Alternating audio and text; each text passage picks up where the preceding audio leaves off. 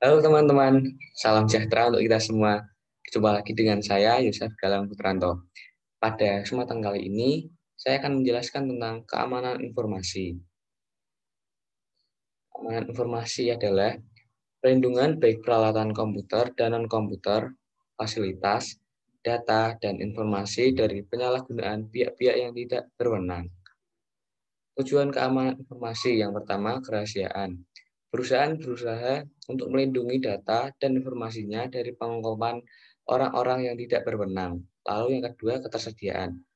Tujuan dari infrastruktur informasi perusahaan adalah menyediakan data dan informasi bagi pihak-pihak yang memiliki wewenang untuk menggunakannya. Lalu yang ketiga, integritas. Semua sistem informasi harus memberikan representasi akurat atas sistem fisik yang direpresentasikannya. Ya, manajemen keamanan informasi.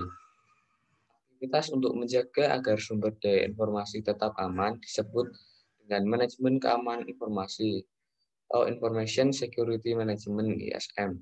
Sedangkan aktivitas untuk menjaga agar perusahaan dan sumber daya informasinya tetap berfungsi setelah adanya bencana disebut dengan manajemen keberlangsungan bisnis atau Business Continuity Management (BCM).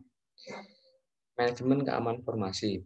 Pada bentuknya yang paling dasar, manajemen keamanan informasi terdiri atas 4 tahap, yakni yang pertama, mengidentifikasi ancaman yang dapat menyerang sumber daya informasi perusahaan. Yang kedua, mendefinisikan risiko yang dapat disebabkan oleh ancaman-ancaman tersebut. Ketiga, menentukan kebijakan keamanan informasi. Dan yang keempat, mengimplementasikan pengendalian untuk mengatasi risiko-risiko tersebut. Istilah manajemen risiko atau risk management dibuat untuk menggambarkan pendekatan ini, di mana tingkat keamanan sumber daya informasi perusahaan dibandingkan dengan risiko yang dihadapinya. Lalu selanjutnya ada ancaman. Ancaman adalah merupakan orang, organisasi, mekanisme, atau peristiwa yang memiliki potensi untuk membahayakan sumber daya informasi perusahaan. Pada kenyataannya, ancaman dapat bersifat internal serta eksternal dan bersifat disengaja dan tidak disengaja. Jenis-jenis ancaman yang pertama ada virus. Virus adalah program komputer yang dapat mereplikasi dirinya sendiri tanpa dapat diamati oleh si pengguna dan menempelkan salinan dirinya pada program-program dan boot sektor lain. Kedua, worm. Worm adalah program yang tidak dapat mereplikasikan dirinya sendiri di dalam sistem, tetapi dapat menyebarkan salinannya melalui email. Yang ketiga, Trojan Horse adalah program yang tidak dapat mereplikasikan atau mendistribusikan dirinya sendiri, namun disebarkan sebagai perangkat. Keempat, adware adalah program yang memunculkan pesan-pesan iklan yang mengganggu. Yang kelima, spyware adalah program yang mengumpulkan data dari mesin pengguna. Selanjutnya, risiko.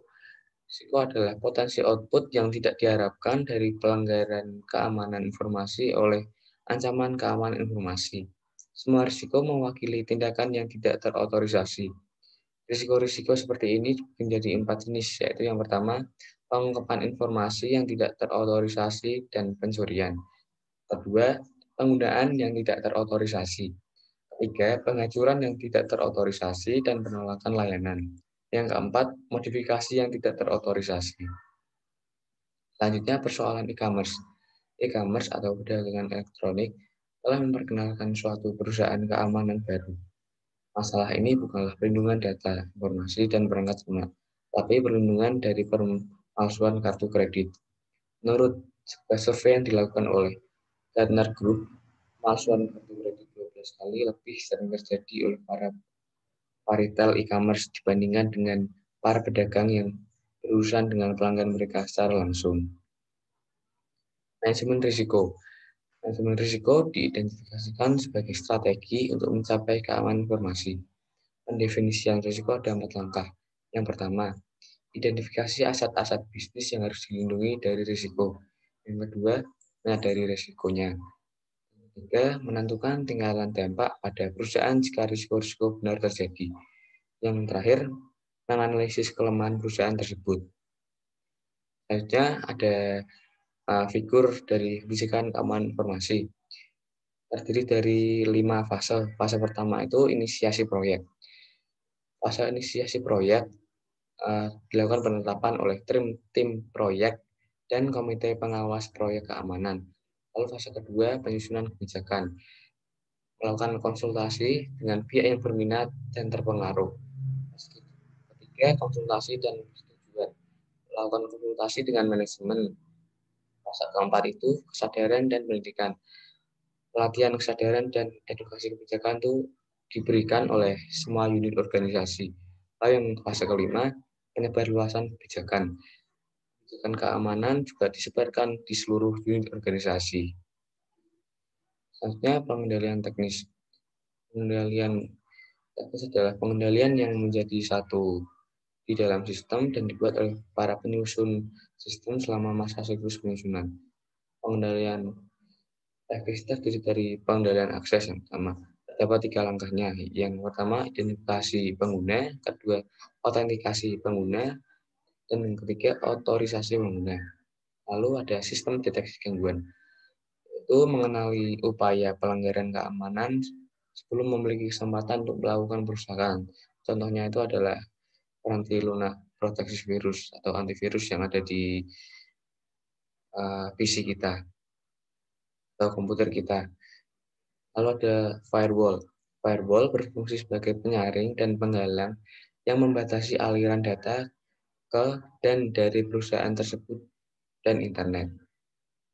Lalu ada pengendalian kriptografis, adalah data dan informasi yang tersimpan dan ditransmisikan dapat dilindungi dari pengungkapan yang tidak terotorisasi dengan kriptografi, yaitu penggunaan kode yang menggunakan proses-proses matematika. Lalu ada pengendalian fisik. Perusahaan dapat melaksanakan pengendalian fisik hingga pada tahap tertinggi dengan cara menempatkan pusat komputernya di tempat terpencil yang jauh dari kota dan jauh dari wilayah yang sensitif terhadap bencana seperti tanah longsor, gempa, tsunami, dan banjir. Lalu ada pengendalian formal. Pengendalian formal mencakup penemuan cara berperilaku, dokumentasi produsen, dan praktik yang diharapkan. Pengawasan serta pencegahan perilaku yang berbeda dari panduan yang berlaku. Pengendalian ini bersifat formal karena manajemen menghabiskan banyak waktu untuk penyusunannya. Dokumentasi dalam bentuk tulisan dan diharapkan untuk berlaku dalam jangka panjang. Lalu ada pengendalian informal. Pengendalian informal mencakup program-program pelatihan dan edukasi serta program pembangunan manajemen. Pengendalian ini ditunjukkan untuk menjaga agar para karyawan perusahaan memahami serta mendukung program keamanan tersebut. Mencapai tingkat pengendalian yang tepat. Ketiga jenis pengendalian teknis, formal dan informal, mengharuskan biaya, karena bukanlah merupakan praktik bisnis yang baik untuk menghabiskan lebih banyak uang pada pengendalian dibandingkan biaya yang diharapkan dari risiko yang akan terjadi.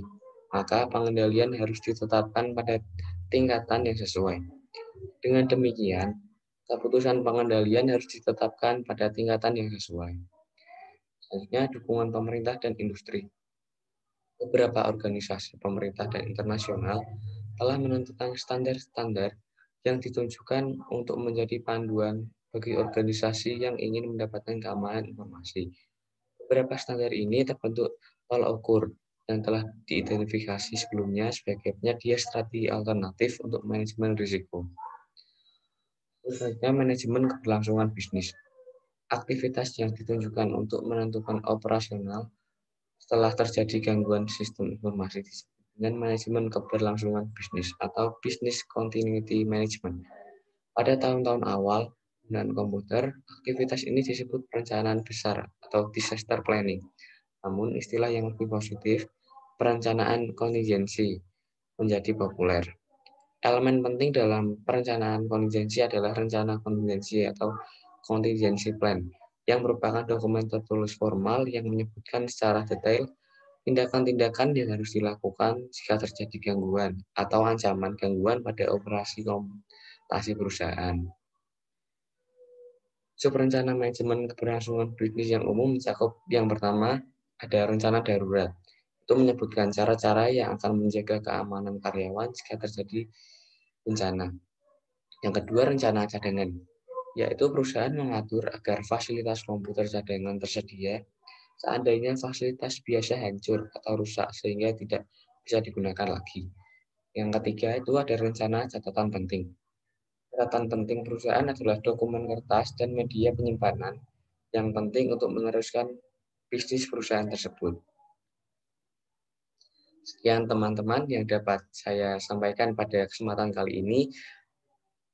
Semoga dapat bermanfaat untuk kita semua dan mohon maaf apabila ada kesalahan. Terima kasih. Sampai bertemu di kesempatan lain ya teman-teman.